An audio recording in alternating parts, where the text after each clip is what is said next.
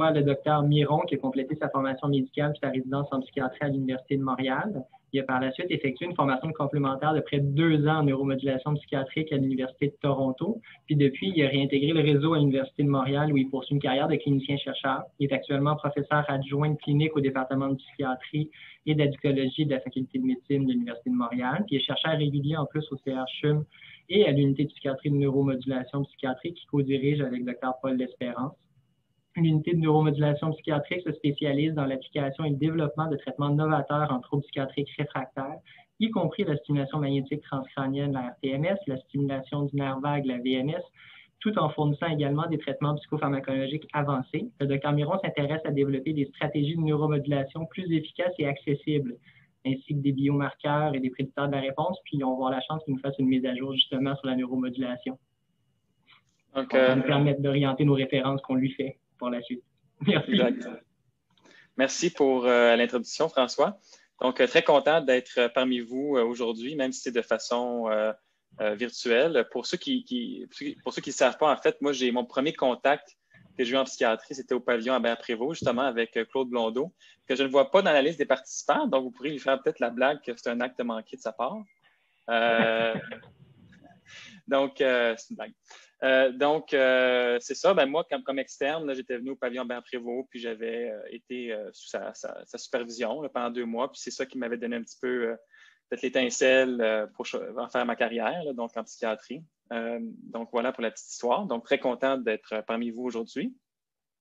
Donc, comme François l'a mentionné, aujourd'hui, je vais faire une mise à jour un petit peu en neuromodulation. Donc, je vais quand même ratisser large. Là. Je vais parler des différentes techniques, même si c'est certain que je vais me focuser surtout sur la stimulation magnétique transcrânienne, là, qui est un petit peu la technologie sur laquelle je me suis concentré durant la fin de la résidence avec Paul L'Espérance au CHUM, puis en fellowship à Toronto. Mais je vais quand même un peu donner un petit peu d'informations sur les autres aussi. Puis je vais finir avec la kétamine. Donc, même si ce n'est pas la neuromodulation, on a commencé à en faire au CHUM depuis à peu près 1 an, je pense. Donc, je vais vous en glisser un mot, là. Je pense surtout qu'il y avait aussi eu des infirmiers ou infirmières là, du pavillon Albert-Prévost à un moment donné où Sacré-Cœur était venu se former pour ça. Là. Donc, peut-être vous allez pouvoir me donner des mises à jour sur votre côté un peu comment ça va. OK. Donc, aucun conflit d'intérêt vraiment avec cette présentation-là. Comme mon parcours, comme François l'a mentionné, tout déjà bien dit, je ne vais pas passer là-dessus.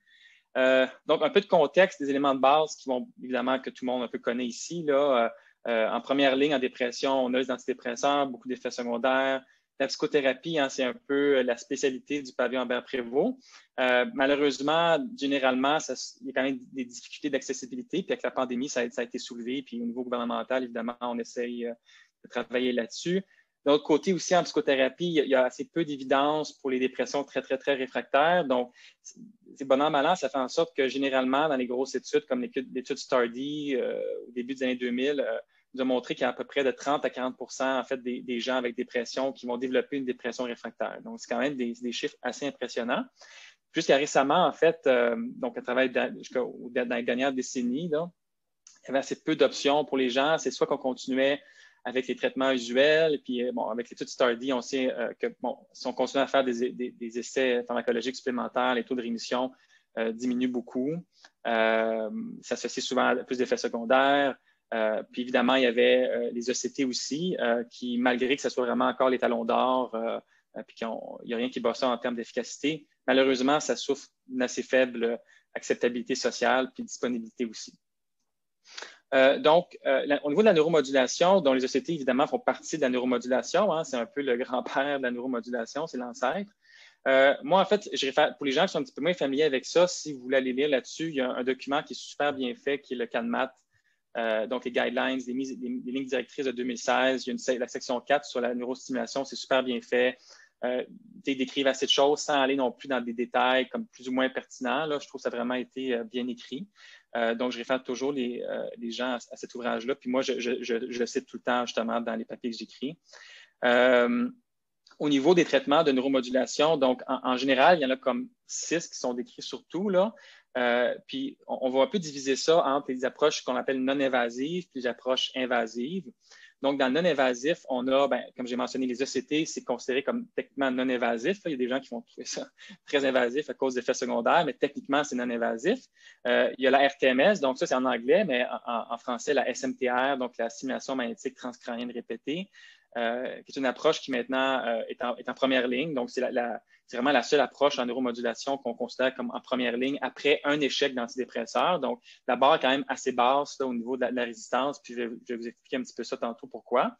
Il y a aussi la TDCS, encore une fois, ça c'est en anglais, donc en français, la SCDT, donc la stimulation à courant direct transcrânienne. Puis sinon, il y a en fait la MST, la Magnetic Seizure Therapy. Ça, j'en parlerai pas. C'est très, très nouveau. Puis c'est encore comme à l'étude. Donc, ça, c'est du côté invasif, puis non-invasif, excusez. Puis du côté invasif, donc, il y a la stimulation du nerf vague, en anglais, la VNS, puis la stimulation intracérébrale profonde, en anglais, la Deep Brain Stimulation, la DBS. Nous, au CHUM, on est le seul centre vraiment au Canada qui font de la VNS. Dr. L'Espérance, en fait, c'est lui qui a créé le programme où je travaille. Là. Donc, c'était mon mentor, maintenant mon collègue. Et puis, donc, il a parti un programme de VNS il y a plusieurs années déjà. C'est une technologie très intéressante que j'ai aussi mentionnée vers la fin. Donc, pour les ECT, la petite perspective historique, initialement, c'était la convulsivothérapie, donc inventée par Meduna au début des années 30.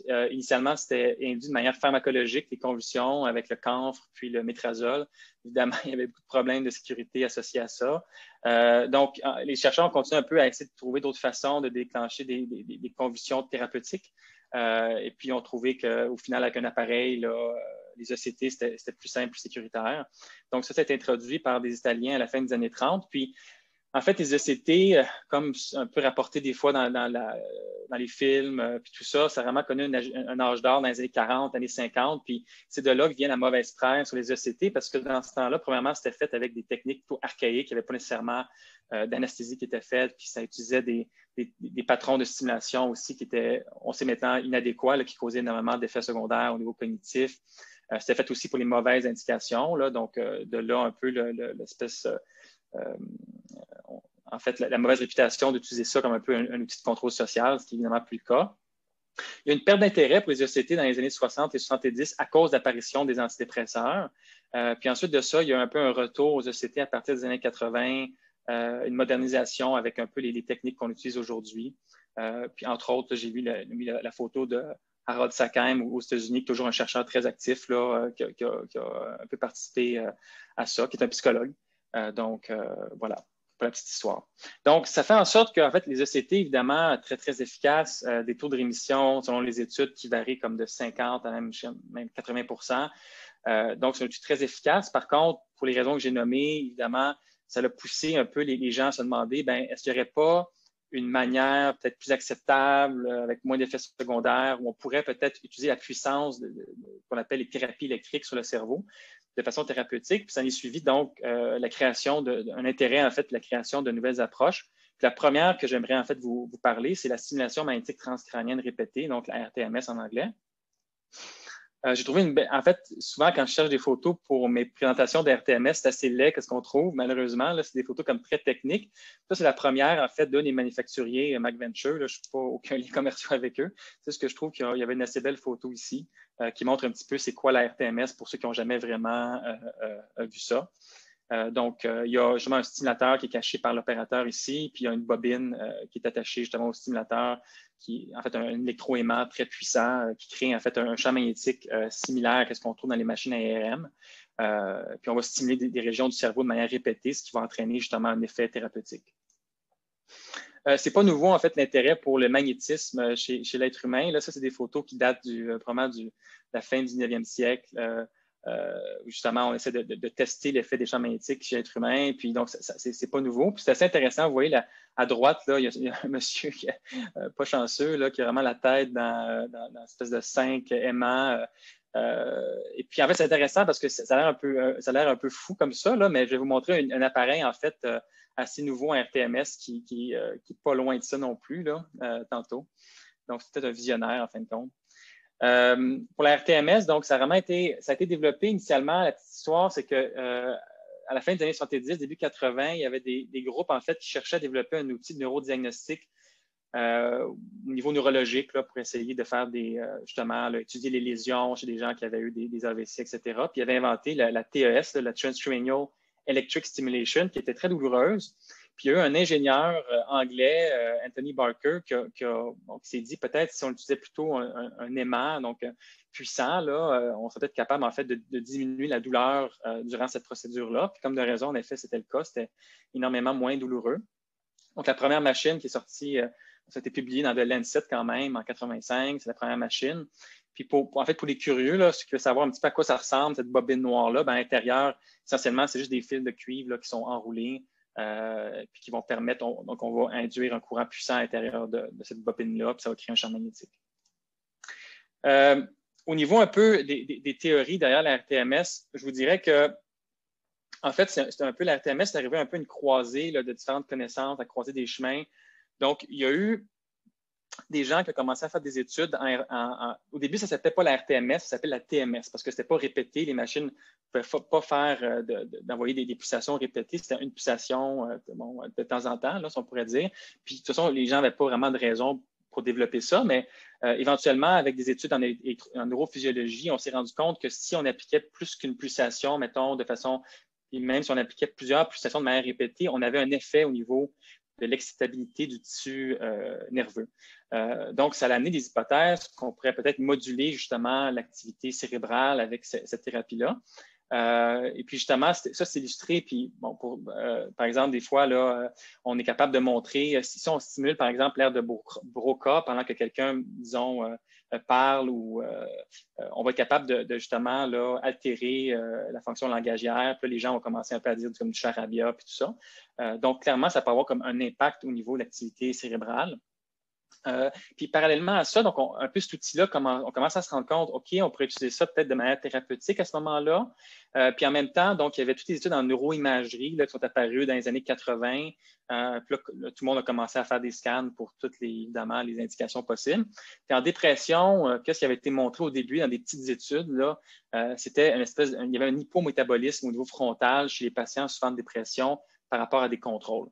Donc les gens se sont dit, bon, la RTMS possiblement sans pouvoir augmenter l'excitabilité corticale. Qu'est-ce qui arriverait justement si on appliquait ça chez des gens qui souffrent de dépression? Est-ce qu'on pourrait peut-être les aider en réactivant le métabolisme cérébral préfrontal? Ça en est suivi en fait les premiers essais cliniques dans le milieu des années 90. Donc la RTMS, c'est vraiment pas nouveau. Il ne faut pas penser que c'est apparu il y a quelques années. Ça fait premier essai clinique il y a 25 ans là, quand même. Puis la paternité en fait de la RTMS, c'est assez débattu. Il n'y a pas une personne qui est derrière ça, évidemment. Il y a comme deux chercheurs. Là. Il y en a un, donc Alvaro Pascual Leone, qui était un Espagnol qui ensuite de ça est venu déménager aux États-Unis à Harvard puis qui fait sa carrière là depuis très longtemps. Qui a participé à ça. Puis il y a aussi Mark George, qui est un psychiatre, là, aussi, un universitaire américain en Caroline du Sud. Puis les deux, en fait, sont super encore actifs en recherche. C'est assez incroyable. Là. Donc, ça a vraiment été un peu... Puis il y avait aussi un groupe en Allemagne, là, mais ça, je vous avouerai que ces auteurs-là, ils ont peut-être un petit peu moins continué dans le temps. On en entend moins parler, en tout cas. Mais je vous dirais donc qu'il y a plusieurs personnes qui ont un peu la même idée en même temps puis qui ont étudié ça. Puis donc, en fait, puis je vous ai parlé un petit peu, là, un peu la cible qu'on a en RTMS en général, donc ce qu'on appelle le cortex préfrontal dorsolatéral gauche, parce que dans les études, originalement, là, on avait trouvé que c'était peut-être plus là qu'il y avait un hypométabolisme qui était comme particulièrement marqué. Mais maintenant, on s'est rendu compte que ce n'est pas nécessairement le seul endroit qu'on peut stimuler. Il y en a d'autres, mais la RTMS classique, là, les protocoles classiques continuent à stimuler en fait cette région-là. Ça en est suivi donc à peu près une dizaine d'années plus tard. Là, les gens ont voulu pousser les études plus loin, puis là, vraiment aller chercher des indications officielles, surtout aux États-Unis, c'est un des plus gros marchés dans le monde, auprès de la FDA. Donc, ils ont fait des grandes études. Puis dans la première, en fait, qui a été publiée en 2007 dans Biological Psychiatry, a été faite sur 300 patients. Donc, c'est une étude de grande envergure en psychiatrie. Puis, donc, c'est dans cette étude-là qu'on a confirmé pour la première fois, là, de manière assez claire, l'efficacité de la RTMS en dépression réfractaire. Donc, chez les patients, généralement, là, qui avaient eu au moins 2 échecs à des antidépresseurs, de 1 à 2 échecs, en fait. Ça en est suivi par la suite, là, en 2010, une autre étude publiée par le groupe, cette fois-là, de Mark George, justement, qui n'était pas… La première étude de 2007, c'était financé par l'industrie, donc les gens ont toujours des questionnements, évidemment. Là, cette fois-là, ça, c'était financé par la NIMH aux États-Unis, donc c'était juste de l'information supplémentaire qui a confirmé aussi ça. Je ne vais pas entrer trop dans la technicalité. Là. La RTMS, en fait, comme les ECT, il y a plein de paramètres possibles. Là. Je ne sais pas, il y en a peut-être une centaine de paramètres possibles. Ça va de la durée de traitement au nombre de pulsations, à l'endroit qu'on va stimuler, au type de bobine qu'on utilise, à la profondeur du champ magnétique, même précisément au niveau de la pulsation. C'est une pulsation qui dure 0,1 microsecondes. En tout cas, je vais vous épargner ça. Mais en fait, les éléments et les ingrédients, en fait, ce qui revient plus souvent, là, donc la RTMS originale, c'est une RTMS qu'on dit à 10 Hz. C'est un peu basé sur justement ce que je faisais en ECT. C'était pas plus compliqué que ça. Puis ça durait 37,5 minutes pour avoir 3000 pulsations. Puis ça semblait être pas mal efficace. Donc, originalement, la RTMS se donnait, donc ça durait à peu près quasiment, c'est ça, 3/4 d'heure. C'est quand même assez long. Une session par jour pendant plusieurs semaines. Puis il y a beaucoup d'endroits, en fait, qui continuent à faire ça parce qu'aux États-Unis, malheureusement, ils peuvent, en fait, au niveau de la RTMS, au Canada, c'est différent. Au Canada, le Canada approuve la machine, puis après ça, les médecins en font un peu ce qu'ils veulent au niveau des protocoles. Mais aux États-Unis, la machine est approuvée, mais le protocole aussi est approuvé. Donc, aux États-Unis, il y en a beaucoup qui continuent à utiliser ça, même si on sait que c'est plus nécessaire et qu'on peut faire ça dans un temps vraiment plus restreint. Puis justement, le groupe où j'ai été faire ma formation complémentaire à Toronto ont participé à un essai clinique multicentrique de non-infériorité où ils ont comparé donc un nouveau protocole qui s'appelle la Theta Burst Stimulation, qui dure juste 3 minutes. Puis ont montré donc qu'il y avait une non-infériorité entre la RTMS originale, mais qui permet de donc, faire des traitements en 3 minutes. Là.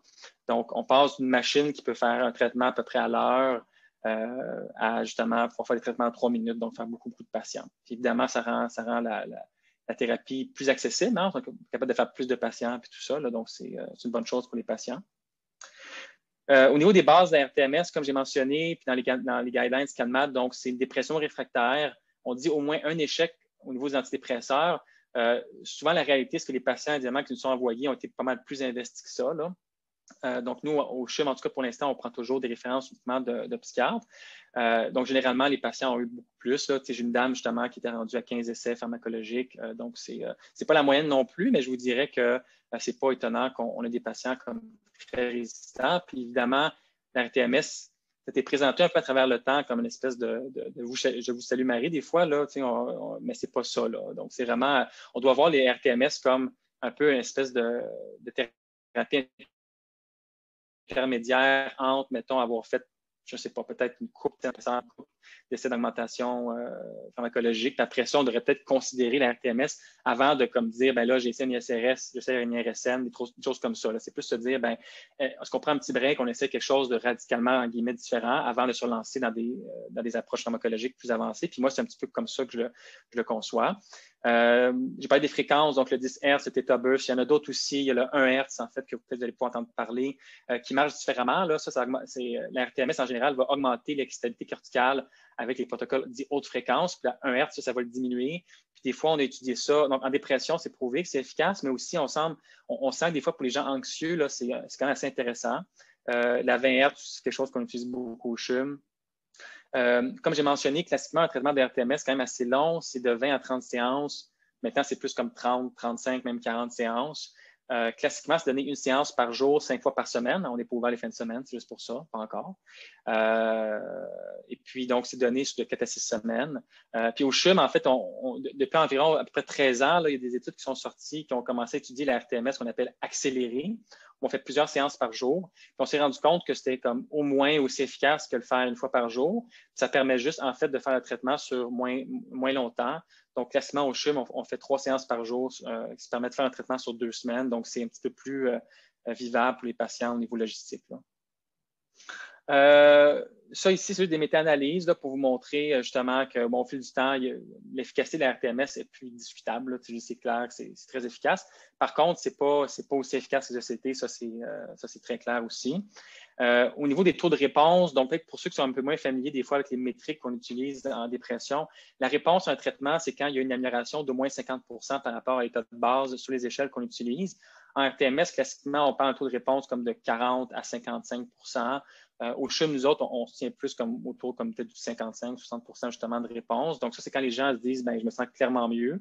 J'ai encore des symptômes résiduels, mais je me sens clairement mieux. Puis des fois, ça permet d'activer la personne assez pour que là, elle commence à mettre en place d'autres stratégies qui vont aller un peu chercher le reste des symptômes. Taux de rémission, donc ça, c'est vraiment quand les gens ont une grande amélioration, comme 80-90%. Là, on parle peut-être à peu près du tiers des patients qui vont vraiment avoir ça après le traitement. Si je compare sur l'étude Stardé, si on aurait pris un patient à ce moment-là, puis on aurait continué à faire plus d'essais pharmacaux, ce que l'étude Stardé nous dit, c'est plus comme 10-15% de rémission. Donc, c'est tout vient l'intérêt de la RTMS chez cette population-là. Puis les ECT, par contre, on est encore loin d'eux autres. Là, c'est du 50-80%. Donc, on reste envieux, évidemment.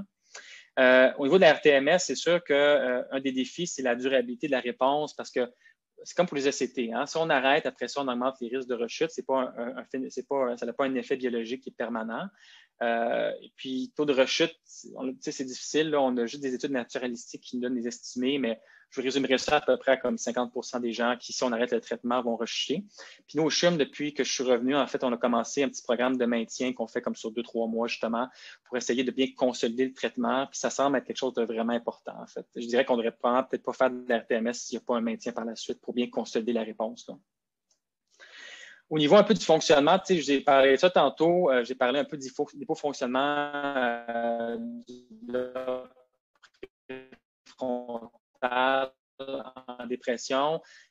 Pour en rajouter un petit peu là-dessus, là, depuis l'année, il y a des gens aux États-Unis qui ont développé des théories un peu plus poussées. Puis en fait, on aime ça, les grands réseaux neuronaux. En fait, c'est quand on utilise l'imagerie fonctionnelle, disons l'IRM fonctionnel, on se rend compte que faire des tâches cognitives à des patients, on se rend compte qu'il y a comme des régions cérébrales qui ne sont pas nécessairement connectées, là, qui peuvent être un peu distantes l'une de l'autre, mais qui vont coactiver dans certains contextes. Ça a fait en sorte que toute une base théorique s'est développée au niveau de ce qu'on appelle les réseaux de neurones, qui sont donc des régions du cerveau qui semblent fonctionner ensemble, puis qui semblent être impliquées dans certaines tâches cognitives, là. Puis on en a identifié 17 en tout jusqu'à maintenant, là, aux dernières nouvelles. En dépression, il y en a comme 3 qui sont plus intéressantes. Puis je vais faire un petit survol parce que je pense que c'est intéressant un peu de comprendre ça pour voir c'est quoi le théorie dans le TMS. Donc, en fait, il y a trois réseaux qui nous intéressent. On appelle ça, donc, il y a le réseau qu'on appelle fronto-pariétal. Qui est vraiment au niveau qu'on voit en bleu en haut, là, ça implique donc le cortex préfrontal dorsolatéral puis le cortex pariétal postérieur. Puis ça, c'est impliqué plus dans la mémoire de travail, par exemple, dans l'attention. Dans le milieu, ici en jaune, il y a un réseau de la salience. Lui, c'est plus au niveau cortical singulaire, dorsal antérieur, et puis aussi au niveau de l'insula, donc au niveau des cortex insulaires, là. Puis, en fait, ce réseau-là serait plus impliqué dans la détection. En fait, le réseau fronto-pariétal, qu'on appelle exécutif aussi, j'ai mentionné que c'est plus dans les tâches cognitives de travail. Puis, le réseau de la salience, lui, c'est plus en fait détecter ou mapper les inputs internes, externes, donc les phénomènes qui se passent pour essayer de savoir est-ce qu'on lui donne l'attention ou on ne lui donne pas attention. Puis ça, c'est très interconnecté aussi avec les structures corticales, limbiques impliquées dans la récompense, réseau de la récompense, motivation, etc. Puis, en rouge en bas, il y a le réseau, le Default Mode Network, qui est un peu, donc, qui est ancré dans le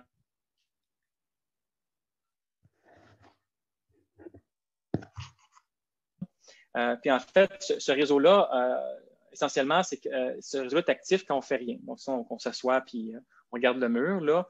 Évidemment, il n'y a jamais rien qui se passe dans le cerveau. Là. Quand on fait ça, on va comme peut-être penser, on va être plus introspectif, on va penser un peu à notre vie, des trucs comme ça. Puis donc, l'idée, c'est qu'en dépression, il y aurait, puis ça, été prouvé justement dans les études d'imagerie fonctionnelle, on s'est rendu compte que le DMN, là, le Default Mode Network, est hyperactif. Donc, c'est hyper connecté, puis c'est comme si il est un peu dans le rouge, là. Il travaille trop fort.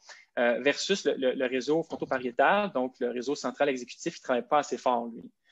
Et puis, en fait, les théories, c'est que le réseau de la salience se sert un petit peu d'une switch. Hein, c'est comme pour les lumières, là. Le réseau de la salience va décider est-ce qu'on se met en default mode, donc le no-go mode, ou on se met en go mode, le réseau exécutif. Puis on a l'impression que la RTMS, justement, prenant un effet sur le réseau de la salience, permet aux gens en dépression de partir du réseau du default mode network, puis d'aller au niveau du réseau fronto-pariétal, puis donc peut-être un petit peu de récupérer au niveau de la dépression. Ça a été, c'est pour montrer justement que la RTMS atténue l'hyperconnectivité du default mode network chez les patients déprimés. En haut, on a des sujets en fait en pré-RTMS qui sont des dépressions, puis en post-RTMS.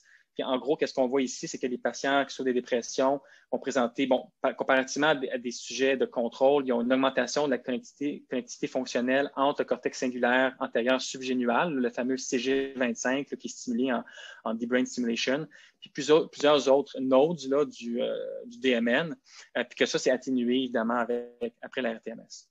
Une autre théorie que je voulais mentionner aussi, c'est intéressant, puis là, on laisse un peu là, les histoires des grands réseaux de neurones. C'est plus que peut-être la RTMS, les thérapies électriques auront un effet plus au niveau du système nerveux autonome. Donc, on part du système nerveux central, on va plus au niveau du système nerveux autonome.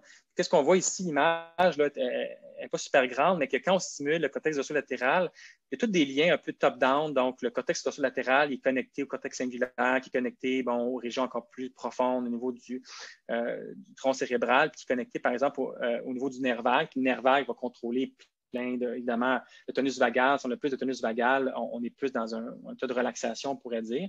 Puis évidemment, en dépression, comme vous savez, une des théories, c'est qu'il y aurait le système sympathique, donc qui contrôle le fight or flight ou justement l'état d'alerte. Il serait comme trop actif là, avec le cortisol élevé. Puis la RTMS, peut-être, avec toute cette espèce de trajet-là, serait capable donc de venir contrer ça en augmentant le système parasympathique et en rétablissant une espèce de balance, là. Donc un équilibre entre ces systèmes-là. Ça, c'est une autre théorie qui est amenée plus récemment là, par des collègues aux Pays-Bas qui est très intéressante et qui est très différente, complémentaire. Pour revenir en fait au réseau des neurones, pour mon prochain point, en fait, il y a des études qui ont été faites aux États-Unis qui ont montré que donc j'ai parlé des réseaux de neurones. Puis donc, comme j'expliquais, il y a comme des régions qui sont anticorrélées. Puis un exemple de région anticorrélée dans le cerveau qui sont particulièrement pertinentes pour la RTMS, c'est le cortex dorsolatéral gauche, donc la région d'intérêt en RTMS, puis le cortex cingulaire aussi, qui est super important en dépression parce que ça a vraiment été dans les études ce qui a été le plus répliqué. Donc, une hyperactivité cingulaire là, antérieure, c'est ce qu'on voit le plus souvent au niveau en dépression. Puis, il semble que le plus est activé le cortex cingulaire en dépression, le moins est activé le cortex dorsolatéral. Donc, c'est pas qu'on parle d'anticorrélation, c'est comme s'ils bougent un peu comme en tandem. Là, quand un est plus élevé, l'autre va diminuer, puis vice-versa. Puis, ça fait en sorte qu'il y a des gens qui ont fait des études, puis ils se sont dit, ben, qu'est-ce qu'on pourrait faire peut-être, c'est qu'on pourrait essayer de trouver l'endroit qui est le plus anticorrélé au niveau du cortex dorsolatéral préfrontal, parce que la RTMS, ça ne peut pas se rendre vraiment au niveau du cortex cingulaire, c'est comme trop profond, là, ça n'aurait pas d'allure. Donc, on n'est pas limité au niveau superficiel du cortex. Puis les gens se sont dit, ben, peut-être qu'on pourrait essayer de cibler l'endroit qui est plus anticorrélé au niveau du cortex dorsolatéral, puis peut-être que lui, c'est comme le meilleur endroit là, pour essayer d'aller stimuler le cortex cingulaire. Puis ils se sont rendus compte qu'en effet, tout c'est des données très préliminaires, il y a comme juste une couple d'études qui ont été faites là-dessus à ma connaissance, puis il semble suggérer que peut-être là, il y aurait un effet plus grand au niveau de la RTMS. Donc ça, c'est les travaux de Robin Cash là, en Australie avec Paul Fitzgerald, qui est très, très impliqué en RTMS, qui ont montré ça. Ça, je voulais en mentionner, c'est super intéressant. Donc, ça l'a inspiré d'autres travaux. Puis, il y a un groupe, justement, en Californie, à Stanford, le groupe de Nolan Williams, qui a développé ce qu'on appelle le protocole SAINT. Donc, c'est le Stanford Accelerated Intelligent Neuromodulation Therapy for Treatment-Resistant Depression, donc SAINT. Puis, eux autres, qu'est-ce qu'ils se sont dit? Ils se sont dit, bien, basé sur ces travaux-là, qu'est-ce qu'on devrait faire, en fait? Ça serait faire des IRM fonctionnels à tous les patients. On va trouver avec un algorithme assez complexe, là, c'est quoi l'endroit qui est le plus anticorrélé. Puis là, on va utiliser des machines assez coûteuses pour justement essayer d'aller cibler spécifiquement cet endroit-là sur le cerveau. Puis là, on va donner de la RTMS hyper intensive. Donc là, les Anglais diraient que c'est outrageous. Donc généralement, comme je vous ai mentionné, on donne une séance par jour. Puis dans leur étude à eux, ils ont donné 10 séances par jour. Non seulement ça, ils ont donné du Theta Burst Stimulation. Je vous parlais tantôt que c'est comme 3 minutes, une session normale de Theta Burst. Dans ce cas-là, chaque séance, c'était 3 fois ça. Donc, c'était 9 minutes de Theta Burst. Donc, 3 fois 10, etc., etc. Ça faisait en sorte que les gens avaient comme, en 5 jours, là, il y avait l'équivalent comme de 150 sessions, on pourrait dire, normales de RTMS. Ça, c'est basé un peu aussi sur une théorie de saturation. Donc, on pense en RTMS standard, justement, un graphique ici dose-réponse. Donc, en RTMS standard, on a un effet, on sait. Mais peut-être que si on augmentait la dose, si on poussait ça vers la droite, peut-être que la réponse serait plus élevée. Peut-être qu'on ne sature pas le système, puis que si on va vraiment avec quelque chose qui n'a pas d'allure, entre guillemets, là, on fait 10 séances par jour, des séances super costaudes, là, on va être capable d'avoir des meilleurs résultats. Puis eux autres ont publié l'année dernière, justement, là, dans l'American Journal of Psychiatry, une étude super intéressante. C'est une étude, évidemment, beaucoup de limitations, c'est une étude ouverte sans contrôle, mais quand même, ils rapportent des résultats quasiment un peu du jamais vu là, dans notre domaine. Les taux de rémission jusqu'à 90% sur le MADRS. Évidemment, là, on bat même les ECT sans avoir comme les effets secondaires parce que c'était comme bien toléré là, en général. C'est quand même relativement durable dans le temps aussi. On avait quand même 60 de rémission qui continuait un mois après. Puis les auteurs apportaient que, en fait, quand si les gens rechutaient puis on les retraitait, disons, comme trois mois après, la réponse revenait comme au début. Donc, ça va créer comme beaucoup de presse là, dans notre milieu. C'est super intéressant. Puis l'année dernière, une des grandes conférences dans notre domaine, la Clinical TMS Society, ont présenté un abstract de leurs résultats intérimaires de leur étude randomisée. Donc, ils ont fait une étude randomisée maintenant qui est en cours, qui va terminer prochainement, puis être publiée peut-être cette année, on espère, qui là viendrait vraiment comme confirmer l'efficacité de ça. Donc, c'est certain que s'il y a une thérapie comme ça qui vient avoir des taux de rémission en dépression comme de 90-90%, ça change la donne. Ça serait quelque chose comme aussi révolutionnaire que l'apparition de traitements biologiques en psychiatrie, l'apparition d'antidépresseurs, c'est jamais vu. Mais on va rester évidemment très attentif à ça. Là. On verra, c'est un site, on va voir si ça va être répliqué ailleurs, puis à quel coût aussi, parce que c'est un petit peu ça la prochaine chose que je vais mentionner. Donc, comme je l'ai expliqué, c'est super complexe qu'est-ce qu'ils font. Au niveau de l'intensité du traitement, ça c'est une chose, c'est correct, là, c'est pas un problème. Par contre, utiliser des IRM fonctionnels à chaque patient, avoir un algorithme, avoir aussi tout l'appareillage qui permet justement de prendre la bobine, de la placer exactement là. Maintenant, il y a de la robotique qui a été développée là-dedans. Là, on parle là, des setups comme ça va coûter plusieurs centaines de milliers de dollars, ce n'est pas des millions de dollars. Puis, en fait, c'est le fun pour les universitaires comme nous, peut-être, là, qui ont d'avoir des fonds de recherche ou des fonds cliniques pour faire ça. Mais qu'est-ce qu'il y en a maintenant des gens, peut-être, qui sont pas accès à ça, ou en fait, pour les hôpitaux qui ne sont pas universitaires, disons. Donc, pour moi, c'est quand même un problème. Donc, c'est super intéressant, mais c'est quelque chose que si ça se confirme que c'est vraiment aussi efficace, on va vouloir peut-être développer une approche un peu plus simplifiée, disons. Et puis, une manière, en fait, à mon avis, de peut-être de faire ça, ça serait avec un autre type de bobine. Donc, il y a une compagnie israélienne qui s'appelle Brainsway, encore une fois, aucun lien avec eux, qui ont développé un autre type d'approche à l'RTMS. Donc, eux se sont dit, bon, généralement, qu'est-ce qu'on fait? C'est qu'on utilise des bobines qui ont à peu près, là, le rayon d'action du bobine de RTMS, c'est comme si vous preniez, en fait, là, ça, c'est un petit peu trop gros, là, mais je dirais qu'une petite coupe, une petite tasse à café, là, tu sais, en styrofoam, là, les petites tasses à café, c'est à peu près le rayon d'action de la bobine. Puis là, on essaye de viser comme l'équivalent de la grosseur d'un 2 $. Là.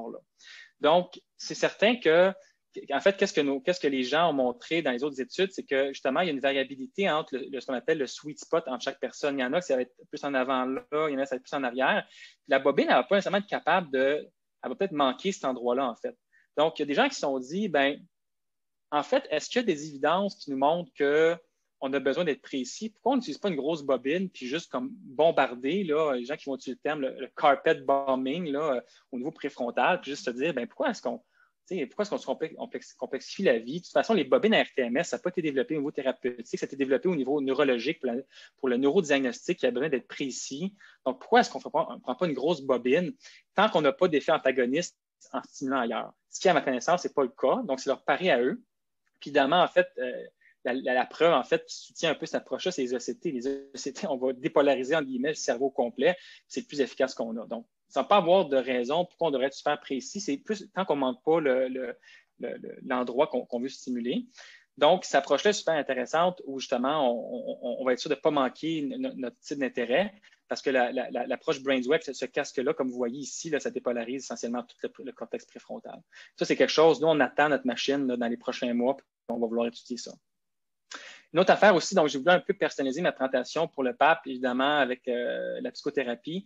Puis il y a des gens qui sont intéressés à la psychothérapie avec la RTMS parce que, en fait, toutes les connaissances qui nous viennent de la RTMS, ça vient des études neurophysiologiques sur le cortex moteur. C'est vraiment l'ensemble de nos connaissances au niveau du fonctionnement, ça vient de là. Qu'est-ce qu'on sait, c'est que si on envoie une stimulation au niveau du cortex moteur, mettons, puis on demande au niveau du région de la main, puis on demande à la personne de garder la main molle, on va voir peut-être un petit mouvement comme ça. Si on dit à la personne, comme active, je tente tes muscles, qu'est-ce que tu vas voir? Ça va être vraiment une grosse réponse comme ça. Donc, ça amène l'idée que en fait, l'effet de RTMS est ce qu'on appelle état dépendant, en anglais state dependent, que qu'est-ce qui se passe dans le cerveau au moment où on fait la stimulation, c'est important. Ça, c'est quelque chose qu'il y a très peu de gens qui s'occupent en ce moment. On met les gens sur les chaises, on ne contrôle pas ce qui se passe dans leur esprit. Il y en a peut-être qui font des sudoku dans leur tête, il y en a peut-être qui pensent à leurs problèmes. On ne sait pas ce qui se passe. Donc, on ne contrôle pas ce qui se passe dans la tête des gens.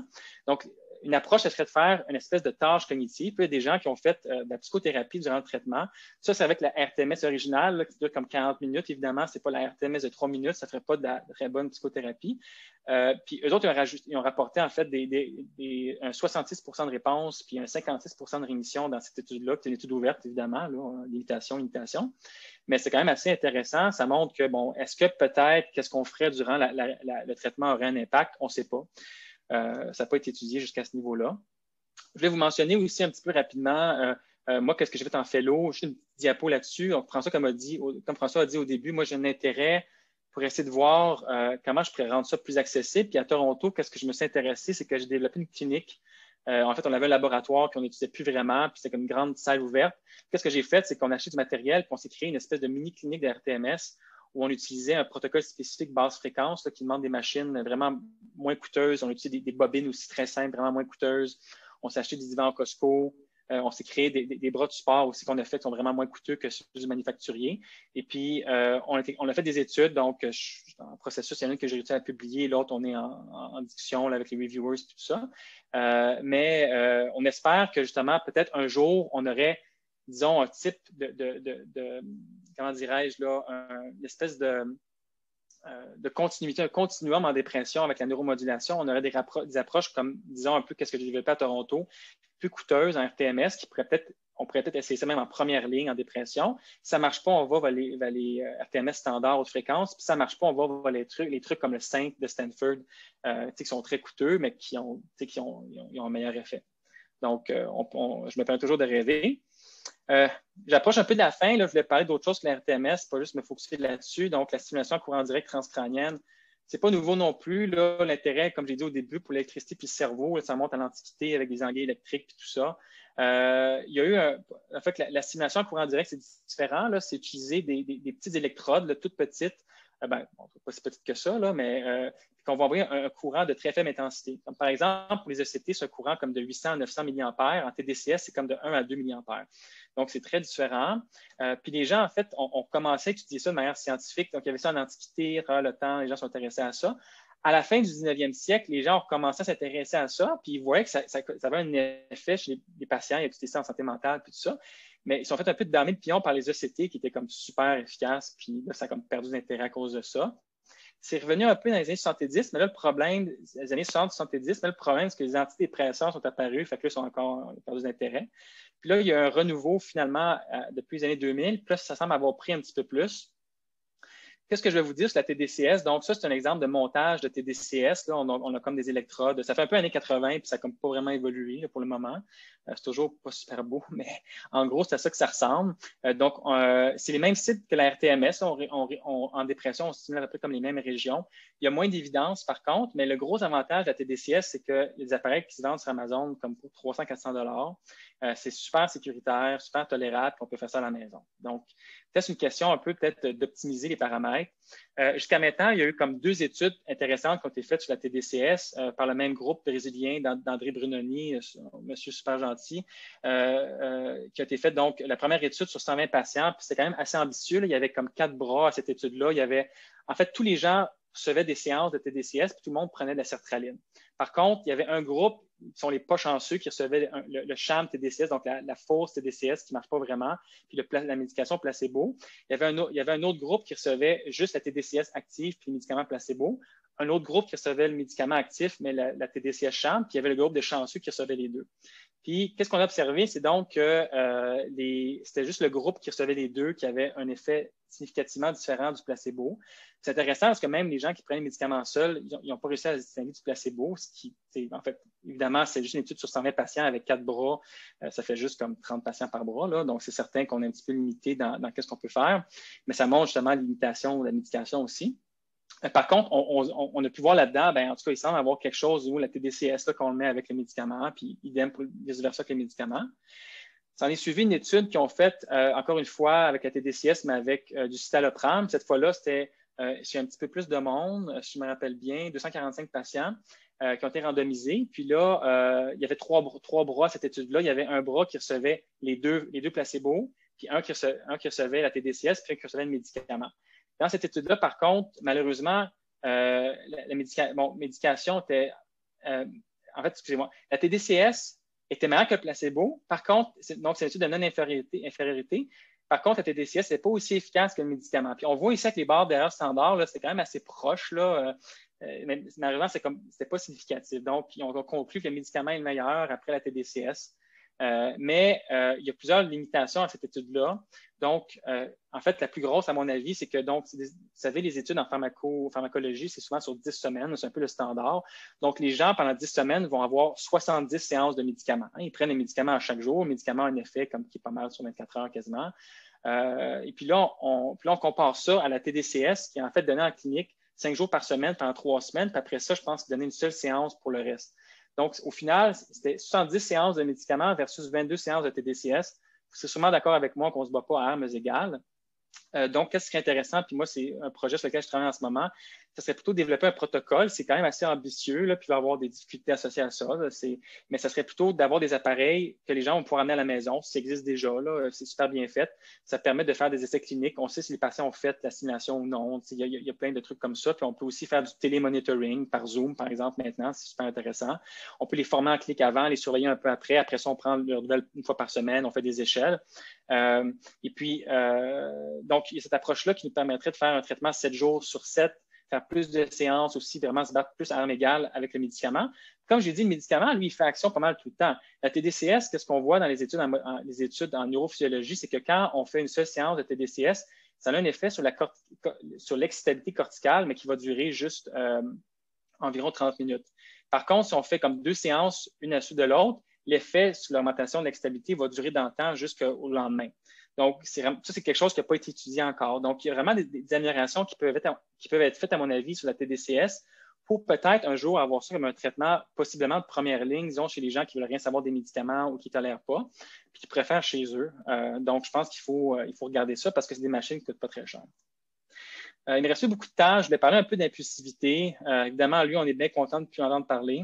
L'impulsivité, en gros, au niveau neurobiologique, là, si je résume, donc c'est plusieurs problèmes. Là. Il y a souvent un hypofonctionnement préfrontal comme en dépression. Donc, les systèmes de contrôle ne sont pas assez puissants pour un peu inhiber ce qui se passe au niveau limbique. Il y a aussi des dysfonctions au niveau du système de récompense, le stratum ventral, noyau accumbens, qui marche comme soit pas trop fort, par exemple. Puis c'est pareil au niveau de l'amygdale. Par exemple, les gens impulsifs, ils vont pas être capables d'anticiper les conséquences négatives. Donc, moi, c'est un peu, là, je vous résume une présentation que j'ai faite à l'Institut, à l'USMM en décembre dernier. Donc, puis, en fait, les gens ont étudié les thérapies électriques pour essayer de voir sur l'impulsivité. Parce que si on renforce au niveau électrique, en utilisant des thérapies électriques, le cortex préfrontal, on sait qu'il y a des connexions glutamatergiques qui peuvent venir réguler justement un peu l'activité qui se trouve plus au niveau du cycle de récompense, au niveau striatal. Donc, amène la théorie que possiblement, est-ce qu'avec la RTMS, on pourrait peut-être aussi, en plus d'aider les gens avec la dépression, aider les impulsifs, de façon peut-être transdiagnostique. Donc, en fait, il y a des études qui ont été faites là-dessus.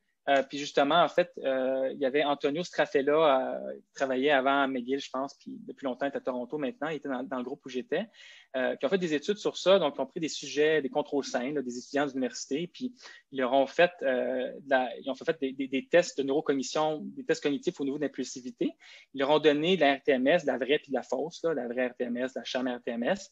Puis après ça, ils ont refait faire des tests au niveau impulsif, comme des tests d'inhibition. Puis ils se sont rendus compte que la vraie RTMS avait clairement comme un effet, rendait les gens comme moins impulsifs, justement, un peu comme je montre ici. Donc ça, c'est intéressant. Donc les gens se sont dit, ben, est-ce qu'on devrait regarder ça dans des populations, justement, qui souffrent d'impulsivité? Ça a été fait un petit peu. Donc, il y a des gens qui ont regardé ça, puis je voulais en parler, en présentant au PAP, c'est intéressant aussi avec le programme des troubles de personnalité. Les gens ont regardé ça dans la maladie borderline, par exemple, dans les troubles de personnalité limite. Ils se sont dit, ben, par exemple, si on fait ça chez les borderline, qu'est-ce qui va arriver?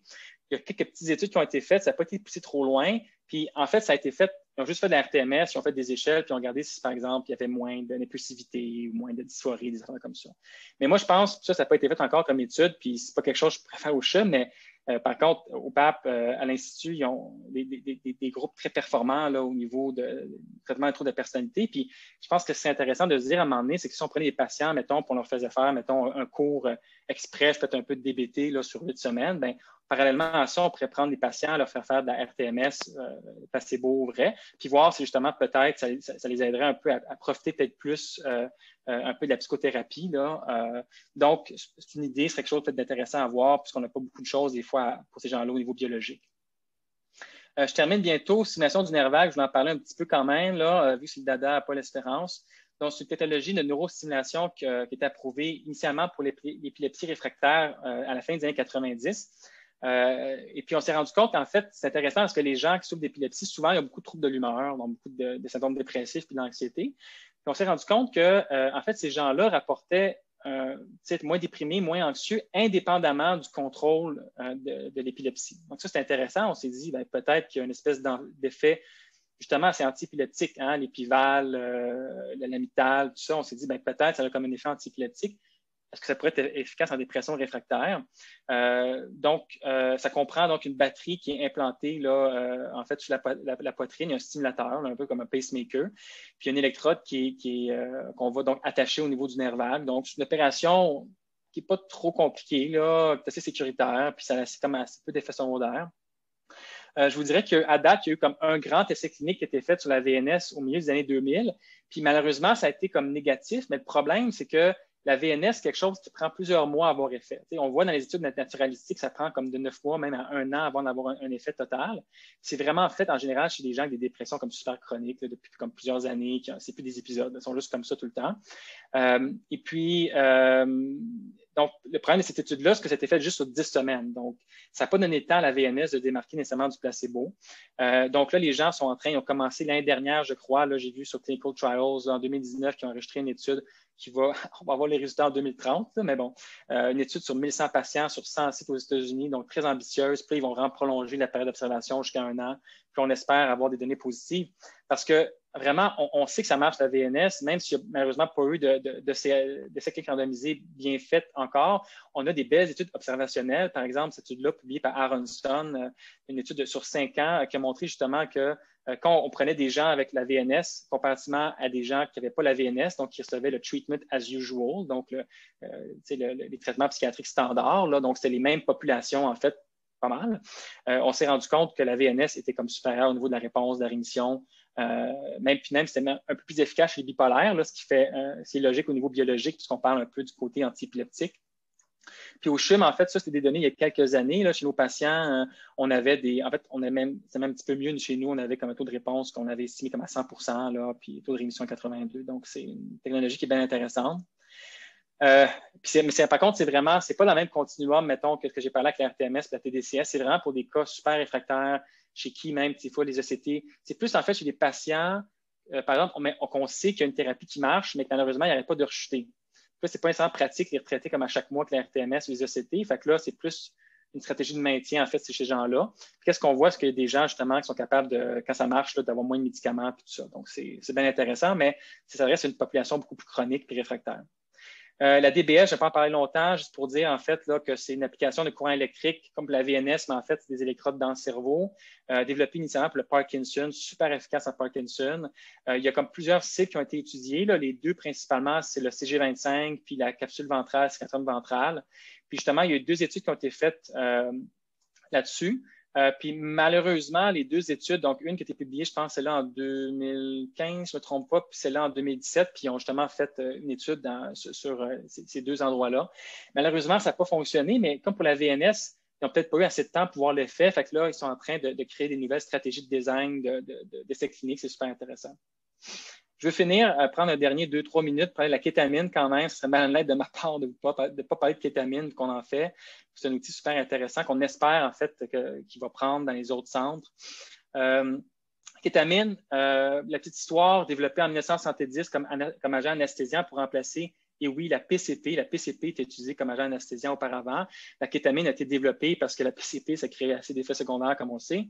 Les anesthésistes ont commencé à utiliser ça pour le traitement de la douleur à travers le temps, puis ils se sont rendus compte, encore une fois, que, un peu comme la VNS, que ça avait un effet au niveau de l'humeur qui semblait même être dissocié de l'effet au niveau de la douleur. sont commencés, là, les gens sont allés faire des études précliniques chez les souris et tout ça. Puis on a développé un modèle théorique où, en fait, peut-être que l'effet de la kétamine serait à travers, justement, les mécanismes anti-NMDA, mais là, il y a des études aussi qui montrent que peut-être c'est un effet opioïde, on ne sait pas trop. En gros, il y a beaucoup d'études qui ont été faites, des bonnes études avec des super bons designs qui montrent que clairement, la kétamine, ça marche en dépression réfractaire, ça marche rapidement aussi, en dedans de quelques heures, des fois, on peut voir un effet. Les taux de réponse, ça dépend un peu dans les études, là, mais ça se situe entre 50 et 70 en rémission 20-40. Ça n'a pas été comparé à TMS encore. Un jour, ça serait quelque chose d'intéressant à faire. Mais c'est clairement encore plus rapide que ce qu'on peut voir. Là. Une fois quelques jours, les gens s'améliorent. Par contre, ça part aussi quand même assez rapidement, malheureusement, l'effet. Ça, c'est une autre étude, en fait, où ils faisaient une espèce d'une première phase de crossover où les gens se levaient soit la kétamine ou soit un placebo actif, le midazolam. Puis là, en fait, les gens faisaient les deux, puis on voyait s'ils répondaient à la kétamine. Puis s'ils répondaient, là, on leur faisait un traitement sur 2 semaines. Puis on voyait que clairement, ça avait comme un bel effet. Par contre, ça vient à remonter. Après ça, dans le traitement de maintien, après ça, ça se ressemble un peu. Donc, la kétamine, c'est quelque chose qui marche bien en aigu. Malheureusement, ce n'est pas quelque chose qui va comme durer dans le temps. Puis aussi, l'autre problème avec la kétamine, c'est que, bon, effet secondaire à court terme, on a la dissociation, mais quand les gens les préparent bien, puis on a le bon setting thérapeutique, ça va. Un peu de déstabilisation des signes vitaux, mais ce n'est pas cliniquement significatif. Étourdissement, nausée, on donne du Zofran, du Gravol, c'est correct. Mais c'est plus les effets à long terme. Parce que là, il y a des gens qui ont commencé à se dire, ben, on va continuer la kétamine, on va leur donner des infusions à chaque semaine, ou on va même, vous avez entendu parler justement de l'eskétamine, le Spravato, qui n'a pas été bien prouvé en dépression aiguë. C'est plus pour le maintien. Il ne faut pas écouter tout ce que les pharma nous disent. Par contre, en fait, ce qu'on voit, c'est que chez ceux qui en abusent, la kétamine, à long terme, ça a des effets cognitifs, des cystites, troubles d'addition. Puis, ça n'a pas vraiment été rapporté encore chez les gens chez qui on utilise la kétamine de façon thérapeutique. Mais par contre, nous, en tout cas, au CHUM, on se demande au niveau de troubles cognitifs, on a des patients chez qui on avait un peu prolongé le traitement, puis ils se plaignaient d'avoir une moins bonne mémoire, puis tout ça. Puis chez des modèles animaux, on a vu que ça causait des troubles cognitifs. Donc, nous, on a pris un peu la décision de juste faire ça, mettons, de faire un traitement aigu, peut-être de faire un intranasal pendant comme 2-3 mois, mais après ça, on arrête. Puis si les gens continuent à rechuter, bien là, on va plus leur proposer la VNS à ce moment-là. Effet rapide, j'en ai parlé. Bien toléré en général. Là, je sais que c'est très impressionnant, puis c'est encore controversé de dire on va utiliser une drogue pour traiter les gens pour la dépression, mais on peut vous dire qu'on a une très bonne expérience par rapport à ça. Ça nécessite un plan de soins infirmiers médical comme très bien fait. Nous, on a tout développé ça au CHUM avec les pharmaciens, c'est vraiment super. Puis clairement que l'acceptabilité est supérieure aux ECT. Donc, je pense que ça vaut la peine qu'on ait rendu un patient et on se dit est-ce qu'on va aux ECT? Je pense que ça vaudrait la peine peut-être d'aller à la kétamine avant. L'effet limité dans le temps, par exemple, comme je vous dis, puis on va aller à VNS par la suite. Puis, je vais terminer avec ça, c'est ma dernière diapo, mais je vous dirais que, en fait, c'est intéressant parce qu'il y a tout le champ des psychédéliques qui est en vogue, là, qui fait un retour des années 60. Puis la kétamine, évidemment, est classée comme un hallucinogène. Puis, bon, on peut se poser la question, est-ce que le contexte, donc la relation thérapeutique, préparation du patient, tout ça, pourrait avoir une influence subjective sur son vécu, puis donc la réponse au traitement. Est-ce que l'expérience dissociative de la kétamine, donc le trip que les gens vont avoir, est-ce que ça peut justement avoir un effet s'ils vont répondre ou non? C'est une question qu'on ne connaît pas encore. Ça ne semble pas être le cas. Nous, au CHUM, on a vraiment une approche un peu agnostique par rapport à ça. On l'utilise comme un antidépresseur, puis on l'essaye. Ça marche tant mieux, ça ne marche pas tant pis. Mais qu'est-ce que je vous ai dit tantôt sur la RTMS, c'est que peut-être que qu'est-ce qui se passe dans le cerveau pendant qu'on a le traitement, peut-être que c'est important. Donc, il y a des gens, évidemment, les psychédéliques, ça a été un peu comme ça. Justement, les gens ont commencé à étudier ça d'emblée. Les champignons, c'est d'emblée avec la psychothérapie intensive, tout ça. La kétamine, ça n'a pas été le cas, mais je pense qu'il y a des gens qui s'intéressent à ça. Puis, moi, je ne sais pas. Est-ce que la psychothérapie serait nécessaire? Des fois, il y a des patients, nous, qu'on a eu qui nous ont dit « wow ». Parce qu'évidemment, les hallucinogènes, les psychédéliques diminuent les défenses psychologiques, permettent d'être plus en connexion avec notre soi profond, de réparer des traumas peut-être, comme la MDMA en PTSD. Par contre, ça n'a pas été prouvé vraiment qu'on a besoin de ça, qu'il y a un lien entre l'intensité de la dissociation, disons, puis la réponse au traitement. Puis même nous, on a eu des patients qui ont vraiment quasiment aucun effet de dissociation, qui sont améliorés. Puis au contraire, il y en a qui nous ont dit « Ah, je comprends des affaires par rapport à ma vie », puis ils semblaient avoir progressé, puis finalement, ils n'ont pas vraiment répondu. Donc, c'est une question, on n'a pas encore de réponse à ça, mais moi, je pense que c'est super intéressant. Donc, j'ai déjà dépassé un petit peu mon temps. Je suis à 1 heure, c'est correct. Donc, voilà, je vous remercie.